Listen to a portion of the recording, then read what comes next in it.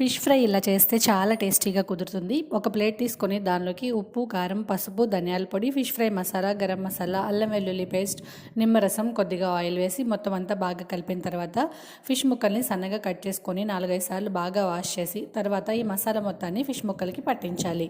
మసాలా మొత్తం పట్టించిన తర్వాత 1 అవర్ పాటు ఫ్రిడ్జ్లో మ్యారినేట్ అవ్వనివ్వాలి. లేదంటే బయట కూడా పెట్టుకోవచ్చు. 1 అవర్ ఖచ్చితంగా మ్యారినేట్ అవ్వాలి. అప్పుడే మసాలాలు అనేవి ఫిష్ ముక్కలకి బాగా పడతాయి. తర్వాత స్టవ్ మీద ఒక ప్యాన్ పెట్టుకొని షాలో ఫ్రైకి సరిపడా ఆయిల్ వేసుకోవాలి. ఆయిల్ బాగా హీట్ అయిన తర్వాత ఫిష్ ముక్కలు మొత్తాన్ని వేసుకొని ప్లేట్తో క్లోజ్ చేయాలి. ప్లేట్ వేయడం వల్ల పైనుంచి బాగా ఉడుకుతుంది, కింద ఆయిల్లో బాగా ఫ్రై అవుతుంది. ఇలా చేసుకున్నారంటే టేస్టీగా ఉంటుంది. ఒక సైడ్ కొంచెం ఫ్రై అయిన తర్వాత రెండో సైడ్కి టర్న్ చేసుకోవాలి.